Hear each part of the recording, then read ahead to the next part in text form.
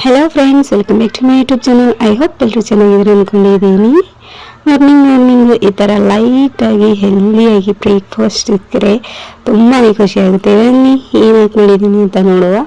ನೋಡಿ, ಆ ಚೆನ್ನಿಯಿಂದ 2 ಚೆನ್ನಿ ನಾನು ಕಡಲೆ ಹಿಟ್ಟನ್ನ ಹಿಡಿದಿಟ್ಕೊಂಡು ಇದಕ್ಕೆ ಉಪ್ಪು, ಅರಿಶಿನ, ಜೀರಿಗೆ ಹಾಕ್ಕೊಂಡಿದ್ದೀನಿ.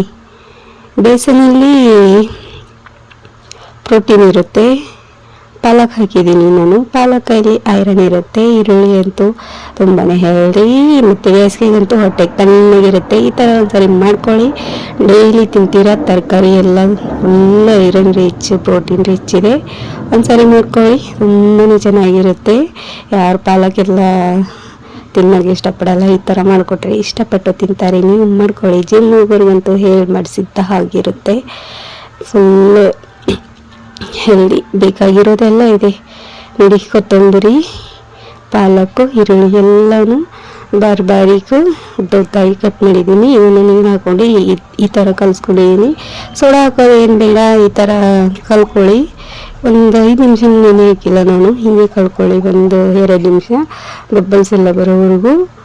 ಆಮೇಲೆ ನಾವು ಏನು ಕಟ್ ಮಾಡಿಟ್ಟಿದ್ದೀವಲ್ಲ, ಈರುಳ್ಳಿ, ಕೊತ್ತಂಬರಿ, ಪಾಲಕು ಎಲ್ಲ ಇದರಲ್ಲಿ ಹಾಕಿ ಇನ್ಸ್ಟೆಂಟಾಗಿ ಆಗುತ್ತೆ. ಯಾವುದೇ ನೆನೆಕೋದಿಲ್ಲ, ರುಬ್ಬೋದಿಲ್ಲ, ಏನಿಲ್ಲ. ಇದನ್ನು ಚೀಲ ಅಂತಾರೆ, ದೋಸೆ ಅಂತಾರೆ, ಉತ್ತಪ್ಪ ಅಂತಾರೆ, ಏನಾದರೂ ಅಂದ್ಕೊಳ್ಳಿ. ತಿನ್ನೋಕ್ಕಂತ ಸಖತ್ ಟೇಸ್ಟ್ ಆಗಿತ್ತು. ನಾವಂತೂ ನಮ್ಮ ಸೈಡ್ ಅಂತೂ ದೋಸೆ ಅಂತೀವಿ, ಇನ್ನೊಂದು ಸೈಡ್ ಚೀಲ ಅಂತಾರೆ. ಯಾವ ಚೀಲನೂ ಗೊತ್ತಿಲ್ಲ. ಒಟ್ಟಿನಲ್ಲಿ ತಿನ್ನೋಕ್ಕೆ ಹೆಲ್ದಿ ಆ್ಯಂಡ್ ಟೇಸ್ಟಿಯಾಗಿದೆ. ನೀವು ಒಂದ್ಸಲಿ ಟ್ರೈ ಮಾಡಿ ನೋಡಿ. ನೀರು ಹಾಕೋದು ಏನು ಬೇಡ, ಅಷ್ಟೇ ಇದೆ ಇದು. ಇವಾಗ ನೋಡಿ, ಹಿಟ್ಟೆ ಕಾಣಿಸಲ್ಲ ನಿಮಗೆ, ಬರೀ ಪಾಲಕ್ ಅಷ್ಟೇ ಕಾಣಿಸುತ್ತೆ. ಈ ಥರ ಮಾಡ್ಕೊಳ್ಳಿ ನೀವು. ಇದನ್ನು ಹಿಂಗೆ ಇನ್ನೊಂದು ಸ್ವಲ್ಪ ಹಿಟ್ಟು ಹಾಕಿ ಪಕೋಡಿ ಮಾಡಿದರೆ ಅನ್ಹೆಲ್ದಿ ಆಗುತ್ತೆ.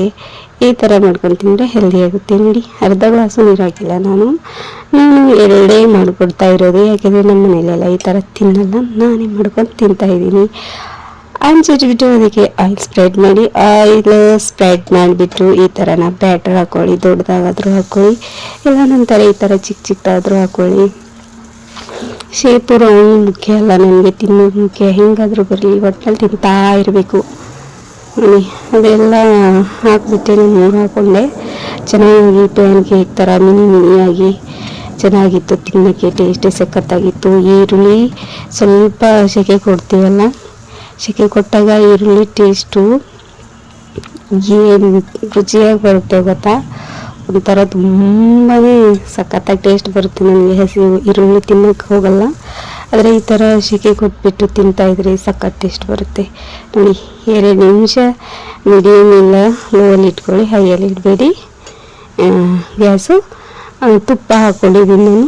ತುಪ್ಪ ಹಾಕ್ಕೊಂಡು 2 ಕಡೆ ತುಪ್ಪ ಹಾಕ್ಕೊಂಡು ಚೆನ್ನಾಗಿ ಈ ಥರ ಪ್ರೆಸ್ ಮಾಡಿಕೊಂಡು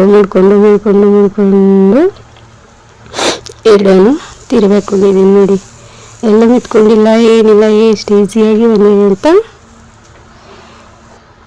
ನೋಡಿ. ಈ ಥರ ಆಗಿದೆ. ಆದಮೇಲೆ ಒಳ್ಳೆ ಪಕೋಡಿ ಥರನೇ ಕಾಣಿಸ್ತಾ ಇದೆ ಅಲ್ವಾ.